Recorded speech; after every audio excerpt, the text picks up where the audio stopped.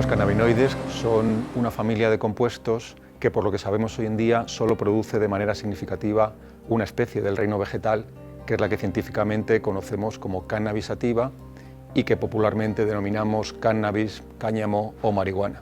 Dentro de todos los sistemas de comunicación química que existen en nuestro organismo en general y en nuestro cerebro en particular, hay uno de ellos que es el sistema endocannabinoide.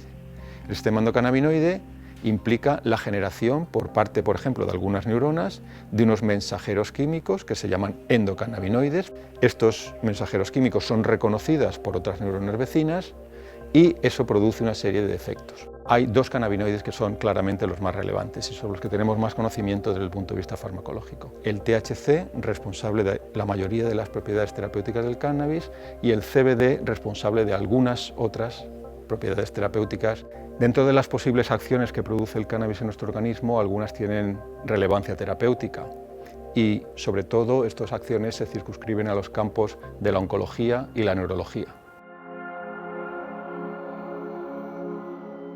El Banco de Tejidos 100 es el continuador de una actividad de banco de cerebros que se inició en la Facultad de Medicina, en la Universidad Complutense, pues, a mediados de los años 90.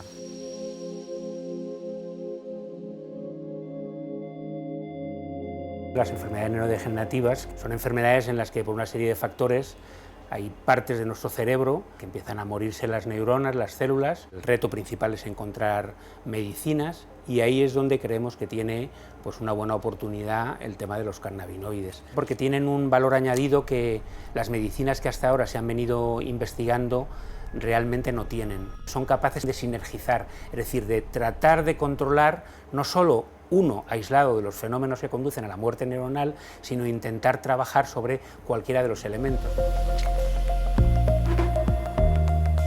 Ahora mismo se está investigando prácticamente en todas las enfermedades neurodegenerativas. Podríamos incluir las que denominamos enfermedades episódicas, por ejemplo el ictus, el trauma cerebral o, por ejemplo, la lesión medular, pero sobre todo la investigación con cannabinoides se centra en las enfermedades progresivas, las crónicas. La enfermedad de Alzheimer ya se está llegando prácticamente al ensayo clínico. En la enfermedad de Parkinson se trabaja en varias líneas y una de las enfermedades donde ahora mismo más se está investigando es la esclerosis lateral amiotrófica. El sistema endocannabinoide es muy importante para todo lo que es el tono muscular, sobre cómo movemos los músculos. Los pacientes con esclerosis múltiple tienen una alteración del sistema endocannabinoide, tienen mucha más rigidez y tienen poca relajación, y a la larga esto hace que se provoque que tengan contracturas. Entonces, si tenemos un tratamiento o tratamientos que haga que los endocannabinoides tengan otra vez un equilibrio, conseguiríamos que los pacientes tuvieran menos espasticidad, que es la rigidez de las personas, y, por ejemplo, caminaran mucho mejor. Uno de estos tratamientos es el Satives.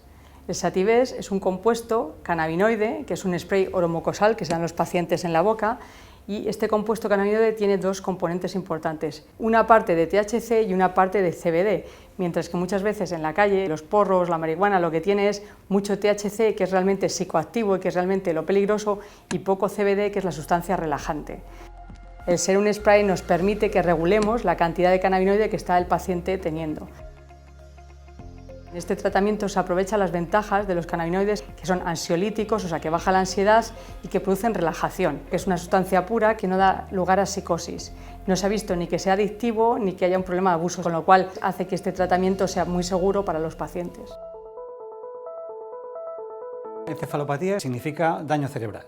En los niños están las encefalopatías que se producen por falta de riego, lo que se llama isquemia, o las encefalopatías secundarias a enfermedades que casi siempre llevan consigo asociada epilepsia, que se llaman encefalopatías epileptiformes. El estudio sobre el sistema cannabinoide y las enfermedades neurológicas está copado de forma abrumadora por las enfermedades neurodegenerativas del adulto, porque de hecho grupos que trabajemos en encefalopatías infantiles, y en concreto como es mi grupo en encefalopatías neonatales, hay 1 o 2 en el mundo, es decir, es un campo que está por empezar. Pero sí tenemos información de que activando o favoreciendo el sistema cannabinoide podemos tener resultados positivos. En nuestro cerebro tenemos lo que llamamos nichos neurogénicos, zonas que son capaces de generar neuronas nuevas. Esto lo hacemos de forma natural, pero podríamos farmacológicamente estimularlo ante la posibilidad de una enfermedad neurodegenerativa. Sabemos que los cannabinoides, al menos in vitro, al menos en modelos celulares, al menos incluso en modelos muy básicos experimentales en animal de laboratorio, son capaces de hacerlo. La historia del aceite de Charlotte es muy interesante. Hubo una serie de experimentos que habían demostrado que el cannabidiol tenía efecto anticonvulsivante. Entonces los padres de Charlotte, una niña con una encefalopatía epileptiforme muy grave, encargaron que se consiguiera una variante de cannabis que solamente tuviera cannabidiol, para evitar los efectos psicoactivos que tiene el THC y potenciar o intentar utilizar los efectos terapéuticos del cannabidiol. Los padres consiguieron un extracto haciendo un aceite que era prácticamente cannabidiol puro y se lo empezaron a dar a Charlotte. En ese momento Charlotte era una niña que convulsionaba muchas veces al día, que no podía moverse, que no se relacionaba, que no hablaba, prácticamente no contactaba. Empezaron a darle el aceite, además del tratamiento que ya tenía, y en unas semanas Charlotte empezó a hablar, empezó a andar, empezó a convulsionar alguna vez a la semana, en vez de varias veces al día. Y cuando los padres dieron publicidad a estos resultados, pues fue como una especie de locura colectiva, porque estaba ofreciendo una esperanza a muchos padres de niños que tenían un cuadro que hasta entonces era completamente desesperado.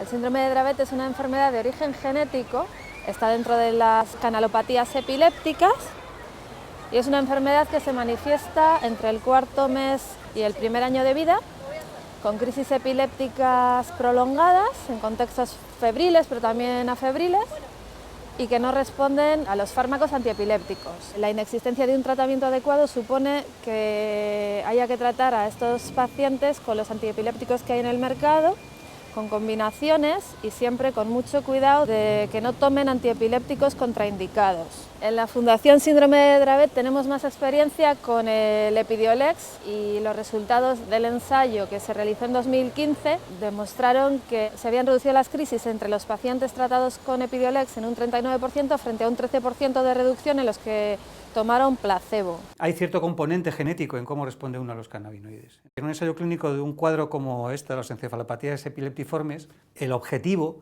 es que más de la mitad de los pacientes reduzcan en más de la mitad la frecuencia de sus convulsiones. Y eso es lo que sí que ha demostrado el Epidiolex dentro del estudio completo. El Epidiolex es un medicamento en el que sabemos exactamente cuánto cannabidiol hay por cada mililitro y por tanto tengamos un absoluto control sobre cuánto estamos dando y por tanto cuánto va a recibir el niño. El inconveniente, el precio. Es evidente que cuando el Epidiolex salga al mercado, porque ya nos ha pasado con los Sativex, el precio será muy superior al que uno puede tener con una planta.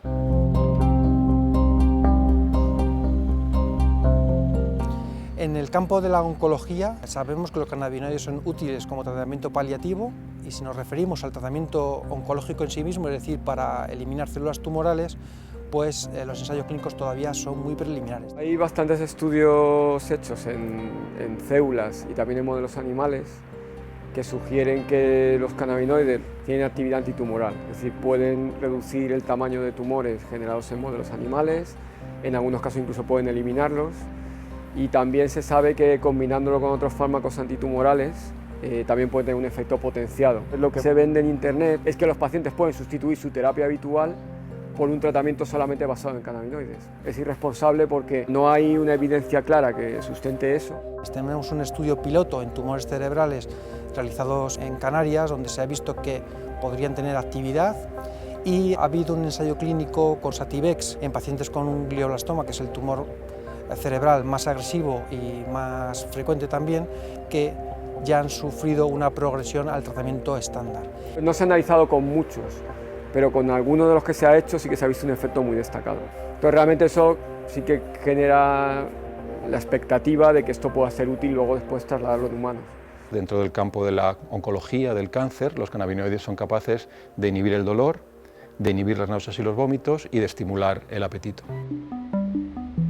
Existen muchas otras investigaciones sobre propiedades terapéuticas de los cannabinoides, por ejemplo en las enfermedades gastrointestinales, enfermedades que afectan el sistema musculoesquelético, dentro del terreno de la dermatología, enfermedades de la piel, etc. Pero estas investigaciones están todavía un poco más atrasadas que las que se refieren a la neurología y a la oncología.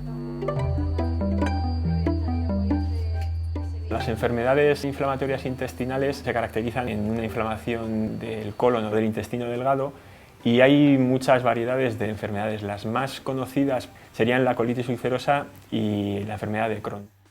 Son enfermedades que se generan inflamación en la mucosa intestinal y por esta inflamación se pueden dar sangrados, se va muchas veces al baño con sensación de evacuar y genera unos trastornos bastante grandes, sobre todo metabólicos, a nivel de pérdida de peso al paciente. Para estas enfermedades normalmente lo que se utiliza son antiinflamatorios locales y entonces, como es la inflamación la que genera todos los demás síntomas, en principio ayuda. Realmente los cannabinoides diríamos que van a los síntomas. El THC sería muy bueno para paliar un poco el dolor. Tanto el CBD como el THC pueden reducir la inflamación y finalmente el THC actuaría para el tránsito intestinal. Por tanto, una combinación de CBD y THC podría ser interesante para esta enfermedad. Los pacientes ahora mismo están utilizando muchísimos tipos de preparaciones diferentes. La mayoría de ellos utilizan aceites que se pueden utilizar para hacer, por ejemplo, comestibles, pasteles, tartas, también vaporizan hierba, utilizan también preparaciones tópicas, ungüentos, hay una variedad enorme. El sistema endocannabinoide está repartido a lo largo de todo el sistema de transmisión de información dolorosa, tanto en la periferia como en el cerebro. Dependiendo de dónde actúe, ese efecto va a ser un poco diferente. Una cosa es regular la información que sale del dedo y que va a llegar hasta la médula espinal y de ahí al cerebro, y otra cosa es actuar directamente sobre el cerebro, que determina cómo percibes el dolor que se genera en el dedo. La mejor vía de administración depende de lo rápido que llegan los productos activos del cannabis a los tejidos y depende también del tiempo que aguanta el cannabis en el organismo. Considerando esas dos cosas, tenemos que pensar en qué es lo que está buscando el paciente. Si está buscando, por ejemplo, un alivio inmediato porque tiene un pico de dolor, en ese caso la vía vaporizada es la mejor.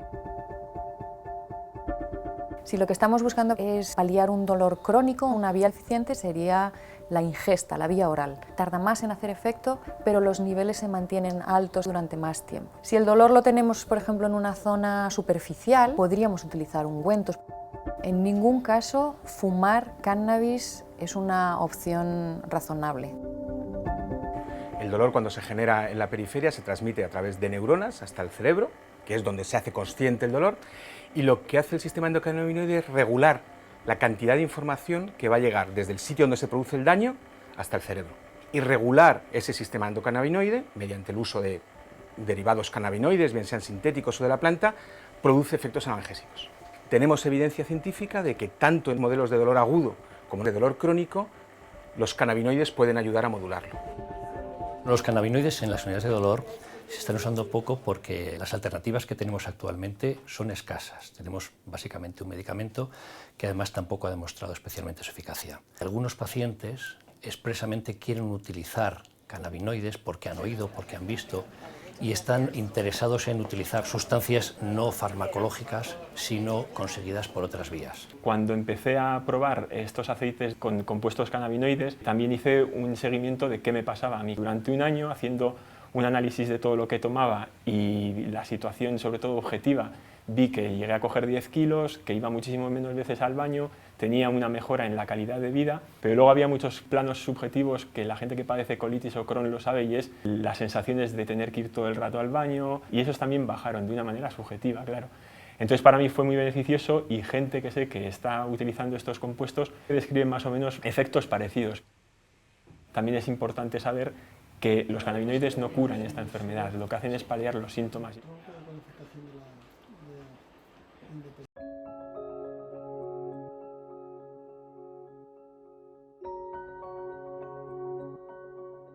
El uso del cannabis en medicina se remonta a varios milenios atrás. Se han encontrado restos en algunos yacimientos, por ejemplo en el Cáucaso, que datan de la Edad del Bronce, más o menos de 3.500 años antes de Cristo.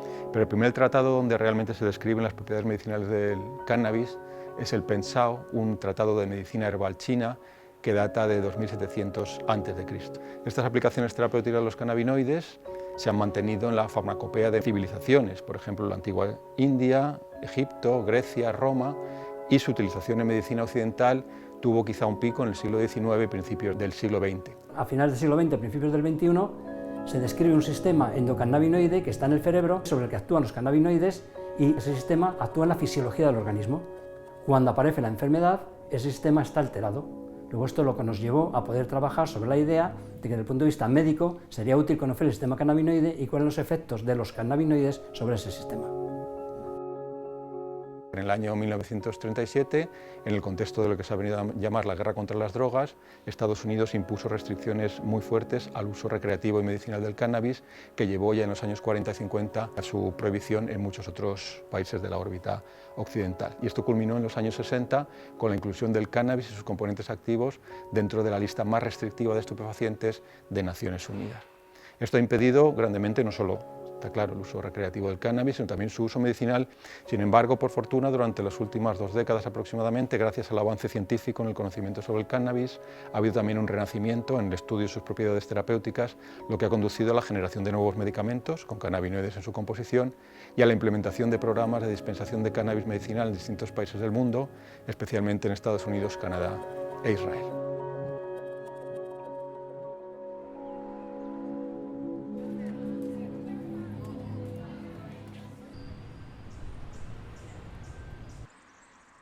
Las convenciones de Naciones Unidas fiscalizan la utilización de plantas y de principios activos.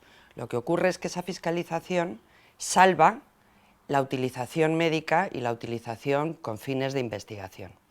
Para que esa utilización se pueda dar en cada uno de los países, el país lo que tiene que hacer es autorizar el uso y regularlo.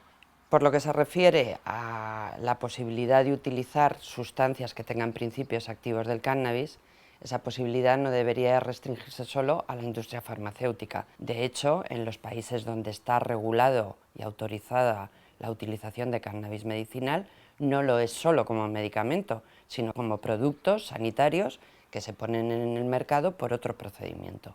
Tenemos que implementar una regulación de estos productos y tenemos que hacerlo cuanto antes, porque los pacientes están utilizando ya todas estas cosas y como no hay ningún tipo de control, están sujetos a una inseguridad no solo jurídica, sino también sanitaria. Esa regulación tiene que contemplar cosas como la seguridad de los compuestos en cuanto a que no tengan ningún tipo de sustancia tóxica, pero tienen que controlar también que la cantidad de cannabinoides que dicen tener es realmente la que tienen. En la actualidad, lo que sí hay es un uso generalizado de derivados del cannabis que están siendo utilizados por los pacientes para el tratamiento del dolor, pero no tienen una indicación legal, digamos, para ese uso. El hecho de que no esté autorizado y no esté reglamentado hace que muchos médicos, aunque consideren que podría ser una sustancia útil, evidentemente no lo prescriban, porque no pueden prescribir un producto que es ilegal. En los distintos estados de Estados Unidos, donde está reglamentado el uso del cannabis medicinal, o en Chile, o en Alemania, o en Uruguay, básicamente todos consisten en que hay una autorización para utilización, se dan una serie de licencias para producir, para distribuir, y con eso se garantiza que el producto final que llega al paciente tiene todas las garantías sanitarias. Es decir, la falta de reglamentación no solo impide el uso legal, impide el uso seguro. Cuando hablas de cannabinoides, siempre vas a estar pensando en drogas, vas a estar pensando en efectos secundarios, en efectos psicoactivos, y eso hace que mucha gente se aproxime con ciertas reticencias. Lo que intentamos es separar claramente ese uso lúdico de un uso terapéutico, es decir, su efecto como fármaco analgésico útil para el tratamiento de algunos tipos de dolor. El cannabis medicinal abarca un amplio abanico de sustancias y entonces habría que tener especial precaución con los agonistas CB1, es decir, los que pueden tener mayor riesgo de efectos psicoactivos. La mayoría de los consumidores de cannabis no presentan los mismos problemas. Tiene que haber ciertos factores individuales que favorezcan que ciertos sujetos tengan mayor riesgo de desarrollar esos problemas. ¿Cuáles son? En general no se sabe. Posiblemente son factores genéticos que son desconocidos. Hay cierta vulnerabilidad individual que no se puede conocer a priori. El objetivo es disminuir los efectos secundarios. Los efectos secundarios de los cannabinoides fundamentalmente tienen que ver con la conciencia, es decir, son medicamentos que generan somnolencia, generan alteraciones, dificultades para concentrarse, dificultades para hacer tareas complejas. A largo plazo sí que se han relacionado con cuadros de alteraciones psíquicas, de esquizofrenia fundamentalmente, pero esto ha sido casi siempre haciéndolo con vías de administración en forma de abuso. Los efectos psicoactivos que puede tener el cannabis no son exclusivos del cannabis. muchos de los fármacos que utilizamos también tienen esos efectos. Todos los fármacos tienen efectos secundarios, pero tienen muchas potencialidades terapéuticas que hay que investigar y que hay que desarrollar. Es muy importante establecer un adecuado perfil de indicaciones terapéuticas de estos productos. Es decir, aquí no estamos planteando la legalización de una droga, sino que lo que estamos planteando es cumplir con las convenciones de Naciones Unidas. Y las convenciones lo que quieren garantizar es la utilización médica de cualquier sustancia que tenga valor terapéutico. Por lo tanto, regular el cannabis medicinal cumple el fin principal de las convenciones.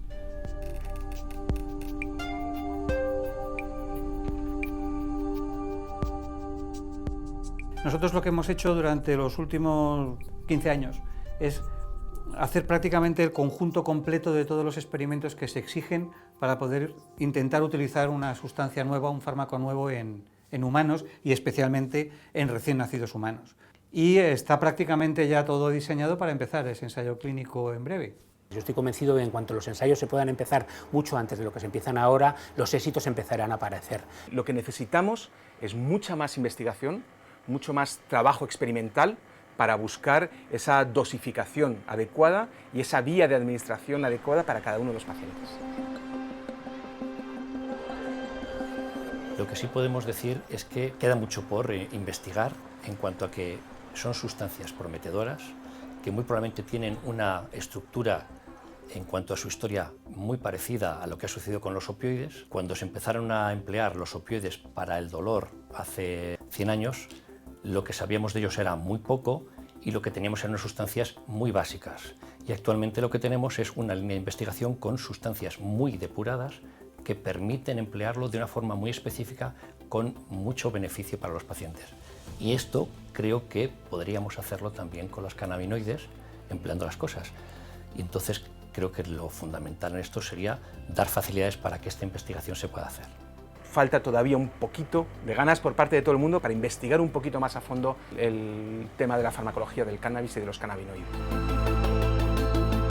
En estos momentos, desgraciadamente, por las trabas con las que nos encontramos, no se ha podido estudiar sobre la enfermedad desde su inicio, sino que estamos trabajando con pacientes que han fallado frente a otros tratamientos, con lo cual es un tratamiento de segunda o tercera elección, lo cual lleva a complicaciones en cuanto a poder comprobar su real eficacia. Bajo ese punto de vista, ya hemos conseguido demostrar su eficacia en una enfermedad, la esclerosis múltiple, a nivel de la espasticidad, y en estos momentos también se ha conseguido ver en ciertas encefalopatías infantiles. Lo que tratamos de demostrar es que estamos obteniendo resultados, que eso lleva su tiempo, pero que si no podemos demostrarlos, si no podemos utilizar los medios adecuados, no podremos llegar a la solución de esos problemas. Una obligación de la ciencia es difundir la información más adecuada, que la gente sepa qué se puede consumir, de qué manera se puede consumir y siempre con un estricto control médico.